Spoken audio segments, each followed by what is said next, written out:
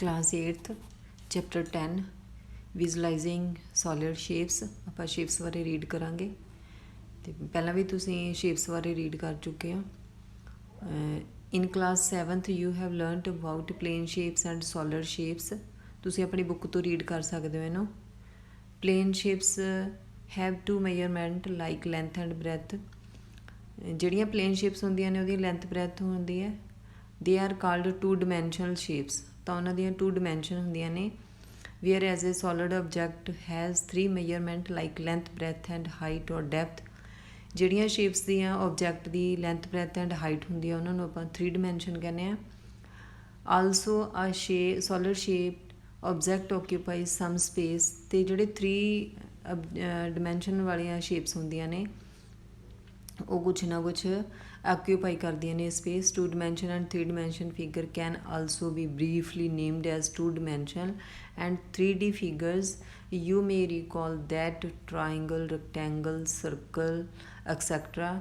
ਤੇ ਆਪਾਂ ਹੁਣ ਇੱਥੇ ਫਿਗਰ ਦੇ ਵਿੱਚ ਦੇਖਾਂਗੇ ਕਿਹੜੀਆਂ 2 dimension ਨੇ ਤੇ ਕਿਹੜੀਆਂ 3 dimension figures ਨੇ ਤਾਂ ਸਭ ਤੋਂ ਪਹਿਲਾਂ ਸ਼ੇਪਸ ਦਿੱਤੀਆਂ ਹੋਈਆਂ ਨੇ ਉਸ ਤੋਂ ਅੱਗੇ ਟਾਈਪ ਆਫ ਸ਼ੇਪ ਦਿੱਤੀ ਹੋਈ ਆ ਥਰਡ ਕਾਲਮ ਦੇ ਵਿੱਚ ਨੇਮ ਆਫ ਸ਼ੇਪ ਦਿੱਤਾ ਹੋਇਆ ਤਾਂ ਫਸਟ ਹੈਗਾ ਸਕੇਅਰ ਇਹ ਹੈਗਾ 2 dimension ਅਤੇ ਨੇਮ ਆਫ ਸ਼ੇਪ ਹੈਗਾ ਸਕੇਅਰ ਉਸ ਤੋਂ ਅੱਗੇ ਹੈਗੀ ਆ ਕੋਨ ਪੰਜਾਬੀ ਦੇ ਵਿੱਚ ਹੁੰਦਾ ਸ਼ੰਕੂ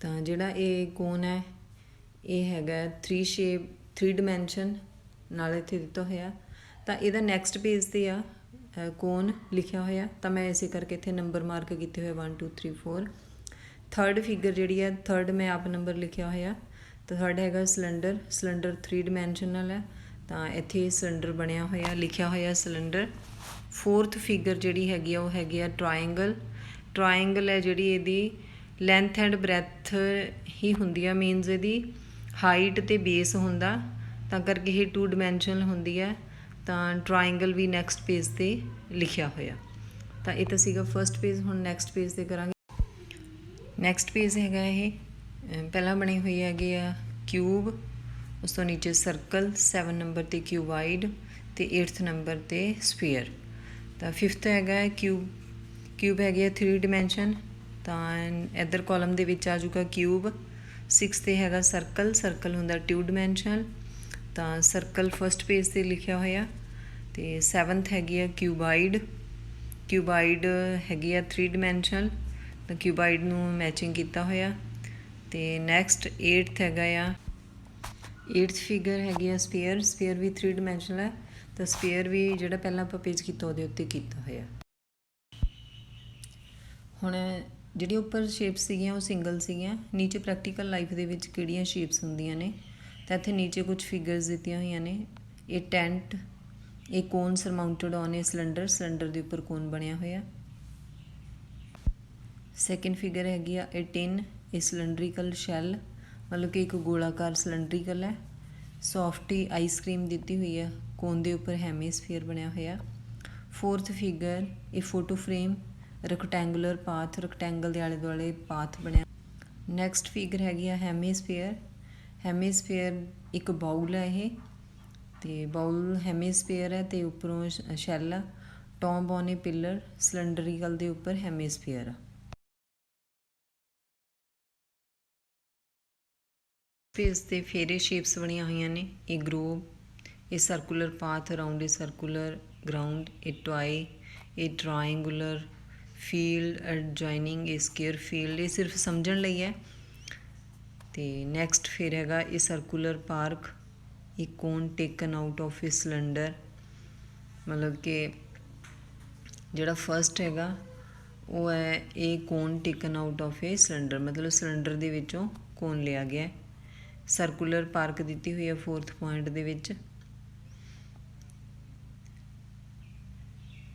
ਇਹ 5th ਪਾਰਟ ਜਿਹੜਾ ਹੈਗਾ ਉਹ ਕ੍ਰੋਸ ਪਾਥ ਹੈ ਇਹ ਇੱਕ ਪਾਰਕ ਬਣਿਆ ਹੋਇਆ ਜਿਹਦੇ ਵਿੱਚ ਕ੍ਰੋਸ ਪਾਥ ਬਣੇ ਹੋਏ ਨੇ ਅਤੇ ਇੱਕ ਫਿਗਰ ਸ਼ਾਇਦ ਵਿੱਚ ਹੈ ਨਹੀਂ ਉਹ ਤੁਹਾਡੀ ਬੁੱਕ 'ਤੇ ਤੁਸੀਂ ਉਹਨੂੰ ਦੇਖ ਲੈਣਾ ਹੁਣ ਆਪਾਂ 3D ਸ਼ੇਪਸ ਦੇ ਵਿਊ ਦੇਖਾਂਗੇ ਕਿਹੜੇ ਹੁੰਦੇ ਆ ਜਿਵੇਂ 3D ਦੇ ਹੁੰਦਾ ਇੱਕ ਟੌਪ ਵਿਊ ਇੱਕ ਫਰੰਟ ਵਿਊ ਅਤੇ ਇੱਕ ਸਾਈਡ ਵਿਊ ਅਤੇ ਆਪਾਂ 3 dimension ਅਤੇ 2 dimension ਬਾਰੇ ਪੜ੍ਹ ਹੀ ਚੁੱਕੇ ਹਾਂ ਪਹਿਲਾਂ ਤਾਂ 2 dimension ਓਨਲੀ ਫਿਗਰਸ ਹੁੰਦੀਆਂ ਨੇ ਤੇ 3 ਡਾਇਮੈਂਸ਼ਨ ਨੇ ਜਿਹੜੀਆਂ ਉਹਨਾਂ ਦੀ ਲੈਂਥ ਬ੍ਰੈਥ ਹਾਈਟ ਹੁੰਦੀ ਆ।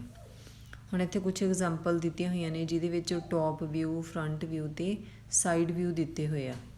ਤਾਂ ਇੱਥੇ ਫਿਗਰਸ ਦੇ ਵਿੱਚ ਦੇਖ ਲੈਂਦੇ ਆ, ਇੱਥੋਂ ਤੁਹਾਨੂੰ ਸਮਝ ਲੱਗ ਜੂਗੀ ਟੋਪ ਵਿਊ ਕਿਹੜਾ ਤੇ ਫਰੰਟ ਵਿਊ ਕਿਹੜਾ। ਤਾਂ ਸਭ ਤੋਂ ਪਹਿਲਾਂ ਹੱਟ ਬਣੀ ਹੋਈ ਹੈ, ਹੱਟ ਦੇ ਵਿੱਚ ਐਰੋ ਦੇ ਨਾਲ ਟੋਪ ਲਿਖਿਆ ਹੋਇਆ।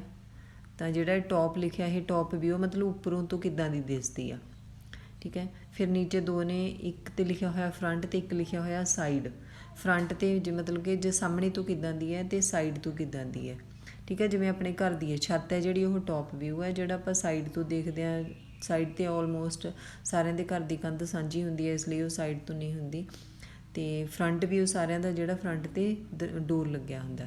ਤਾਂ ਇੱਥੇ ਨਾਲ ਤਿੰਨੋਂ ਹੀ ਸ਼ੋਅ ਵੀ ਕੀਤੇ ਹੋਏ ਆ, ਫਰੰਟ ਵਿਊ ਹੈ, ਫਿਰ ਸਾਈਡ ਵਿਊ ਹੈ, ਫਿਰ ਟੋਪ ਵਿਊ ਹੈ। ਉਸ ਤੋਂ ਅੱਗੇ ਇੱਦਾਂ ਹੀ ਫਿਰ ਗਲਾਸ ਦਾ ਦਿੱਤਾ ਹੋਇਆ। ਗਲਾਸ ਦੇ ਵਿੱਚ ਵੀ ਸਾਹਮਣੇ ਤੋਂ ਸ਼ੇਪ ਦਿੱਤੀ ਹੋਈ ਆ।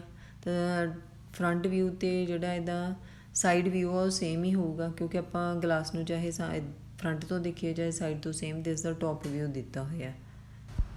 ਨੈਕਸਟ ਆਪਾਂ ਕਰਨੀ ਹੈ ਐਕਸਰਸਾਈਜ਼ 10.1।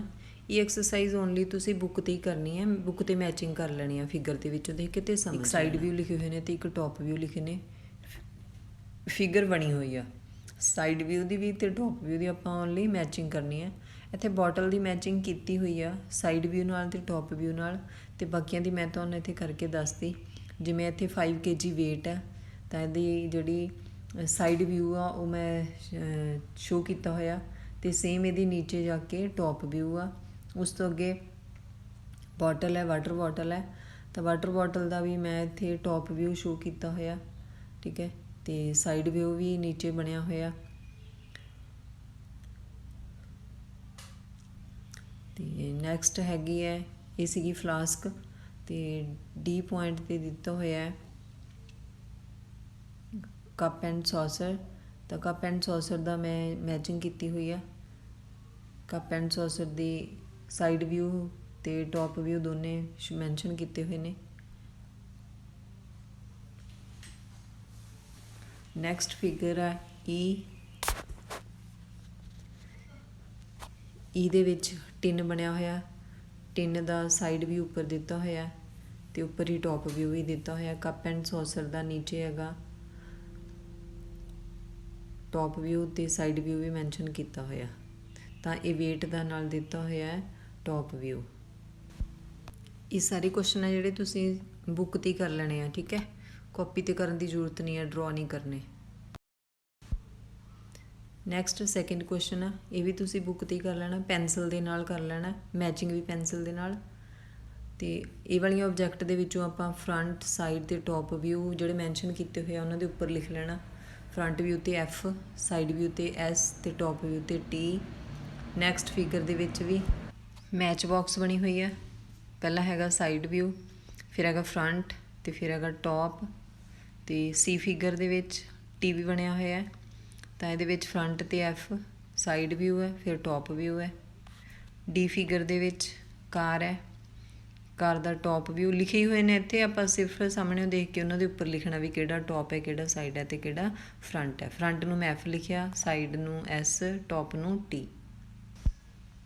ਨੈਕਸਟ ਪੇਜ ਹੈ, ਇਹ ਤੁਸੀਂ ਡਰੋ ਕਰਨੇ ਆ ਪੈਨਸਿਲ ਦੇ ਨਾਲ, ਕਲਰ ਕਰਨ ਦੀ ਜ਼ਰੂਰਤ ਨਹੀਂ ਹੈ। Draw the front view, side view and top of the given object ਦਿੱਤੀਆਂ ਹੋਈਆਂ ਨੇ। ਜਿਹਨੂੰ ਟੋਪ ਲਿਖਿਆ ਹੋਇਆ ਉਹ ਤੁਸੀਂ ਟੋਪ ਵਿਊ ਡਰੋ ਕਰਨਾ, ਜਿਹਨੂੰ ਸਾਈਡ ਲਿਖਿਆ ਉਹਨੂੰ ਸਾਈਡ ਵਿਊ, ਜਿਹੜਾ ਫਰੰਟ ਬਣੇ ਦਿਸਦਾ ਉਹ ਫਰੰਟ ਵਿਊ ਡਰੋ ਕਰਨੇ ਆ।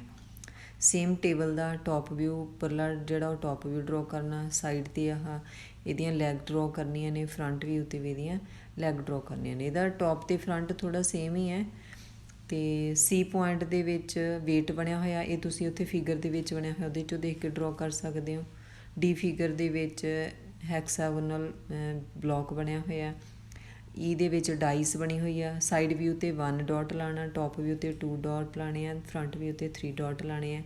ਇਸੇ ਤਰ੍ਹਾਂ ਅੱਗੇ ਸੋਲਿਡ ਬਣਿਆ ਹੋਇਆ ਅਤੇ ਇਹਨਾਂ ਦੀਆਂ ਤੁਸੀਂ ਫਿਗਰ ਡਰੋ ਕਰਨੀਆਂ ਨੇ, ਓਕੇ। ਨੈਕਸਟ ਹੈਗਾ ਮੈਪਿੰਗ ਸਪੇਸ ਬਾਰੇ। ਆਪਾਂ ਆਲੇ ਦੁਆਲੇ ਆਪਣੀਆਂ ਦੇਖਣੀਆਂ ਨੇ, ਜਿਵੇਂ ਆਪਣਾ ਰੂਮ ਹੈ, ਆਪਣਾ ਸਕੂਲ ਹੈ, ਜਾਂ ਆਪਣੇ ਆਲੇ ਦੁਆਲੇ ਆਪਣਾ ਹਾਊਸ ਕਿੱਥੇ ਆ ਅਤੇ ਆਪਣਾ ਸਕੂਲ ਆਪਣੇ ਘਰ ਤੋਂ ਕਿੰਨੀ ਦੂਰ ਆ, ਆਪਣਾ ਹਾਊਸ ਦਾ ਮੈਪਿੰਗ ਆ ਉਹਦੇ ਬਾਰੇ ਦਿੱਤਾ ਹੋਇਆ, ਠੀਕ ਹੈ। ਇਹ ਵਾਲੇ ਫਿਗਰ ਦੇ ਵਿੱਚ ਵੀ ਦੱਸਿਆ ਹੋਇਆ ਵੀ ਆਪਾਂ ਮੈਪ ਕਿਵੇਂ ਰੈਡੀ ਕਰਨਾ ਆ। ਇੱਥੇ ਨਾਲ ਫਿਗਰ ਬਣੀ ਹੋਈ ਆ, ਉਹ 'ਚ ਮਾਈ ਹਾਊਸ ਲਿਖਿਆ, ਮਾਈ ਸਿਸਟਰ ਸਕੂਲ ਲਿਖਿਆ ਹੋਇਆ, ਮਾਈ ਸਕੂਲ ਲਿਖਿਆ ਹੋਇਆ, ਅਤੇ ਨਾਲ ਇੱਥੇ ਹਾਊਸ ਬਣੇ ਹੋਏ ਨੇ ਜਾਂ ਰਸਤੇ ਦੇ ਵਿੱਚ ਕੀ ਕੀ ਆਉਂਦਾ ਉਹ ਸ਼ੋਅ ਕੀਤਾ ਹੋਇਆ। ਅਤੇ ਨੀਚੇ ਵੀ ਇੱਕ ਮੈਪ ਬਣਿਆ ਹੋਇਆ। Now look at another map drawn by his sister 10 year old Meena, ਅਤੇ ਉਹਦੀ ਸਿਸਟਰ ਨੇ ਡਰੋ ਕੀਤਾ ਹੋਇਆ। ਤਾਂ to show the route from her house to her school, ਮਤਲਬ ਕਿ ਉਹਦੇ ਘਰ ਤੋਂ ਸਕੂਲ ਜਾਂਦੇ ਜਾਂਦੇ ਵਿੱਚ ਕੀ ਕੀ ਆਉਂਦਾ ਆ ਉਹ ਸਾਰਾ ਮੈਂਸ਼ਨ ਕੀਤਾ ਹੋਇਆ ਇੱਦਾਂ ਡਾਇਗਰਾਮ। ਇੱਦਾਂ ਹੀ ਤੁਸੀਂ ਅੱਗੇ 10.2 ਦੇ ਵਿੱਚ ਮੈਪ ਡਰੋ ਕਰਨਾ ਆ ਆਪਣੇ ਸਕੂਲ ਦਾ, ਅਤੇ ਆਪਣੇ ਘਰ ਤੋਂ ਸਕੂਲ ਦਾ ਡਰੋ ਕਰਨੇ ਆ ਤੁਸੀਂ। ਅਤੇ ਨੈਕਸਟ ਪੇਜ ਦੇ ਉੱਪਰ ਰੋਡ ਮੈਪ ਦਿੱਤਾ ਹੋਇਆ, ਰੋਡ ਬਣੀ ਹੋਈ ਆ, ਉਹਦੇ ਆਲੇ ਦੁਆਲੇ ਟਰੀਜ਼ ਸ਼ੋ ਕੀਤੇ ਹੋਏ ਆ, ਅਤੇ ਟਰੀਜ਼ ਨੂੰ ਸਿੰਬਲ ਨਾਲ ਵੀ ਸ਼ੋ ਕਰ ਸਕਦੇ ਹਾਂ ਆਪਾਂ, ਠੀਕ ਹੈ। ਅਤੇ ਇੱਦਾਂ ਗਰੀਨ ਕਲਰ ਕਰਕੇ ਵੀ ਸ਼ੋ ਕਰ ਸਕਦੇ ਹਾਂ। ਇਹ ਸਿਰਫ ਸਮਝਣ ਲਈ ਹੈ ਤੁਹਾਡੇ।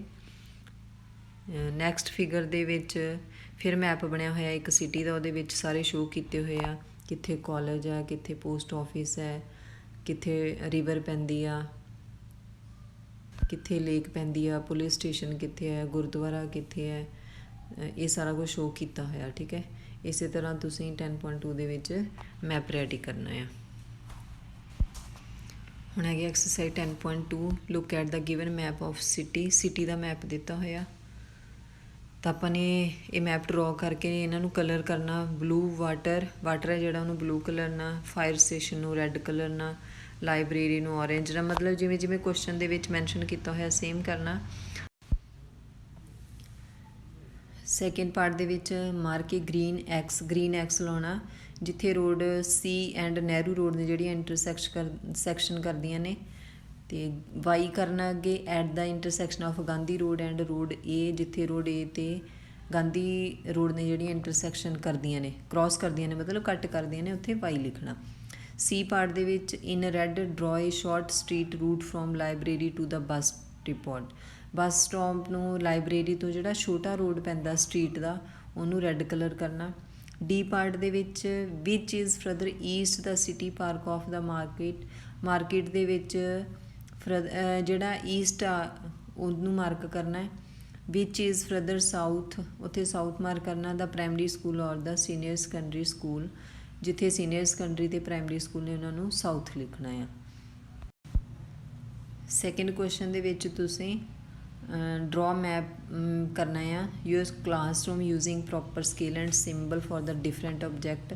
ਤੁਹਾਡੇ ਕਲਾਸਰੂਮ ਦੇ ਵਿੱਚ ਕੀ ਕੀ ਹੈਗਾ ਆ ਉਹਦੇ ਸਿੰਬਲ ਦੇ ਕਰਨਾ, ਜਿੱਦਾਂ ਚੇਅਰ ਹੈ, ਬਲੈਕ ਬੋਰਡ ਹੈ ਜਾਂ ਗਰੀਨ ਬੋਰਡ ਹੈ, ਚੇਅਰਸ ਹੈਗੀਆਂ, ਟੇਬਲ ਹੈ, ਨਾਲ ਨਾਲ ਵਿੰਡੋਜ਼ ਨੇ, ਡੋਰ ਹੈ, ਫੈਨ ਹੈ, ਇਹ ਸਾਰਾ ਤੁਸੀਂ ਮੇਜਰਮੈਂਟ ਕਰਕੇ ਜਾਂ ਜਿੰਨਾ ਵੀ ਤੁਸੀਂ ਅੰਦਾਜ਼ੇ ਦੇ ਨਾਲ ਅਪਰੋਕਸੀਮੇਟਲੀ ਡਰੋ ਕਰਨਾ ਆ।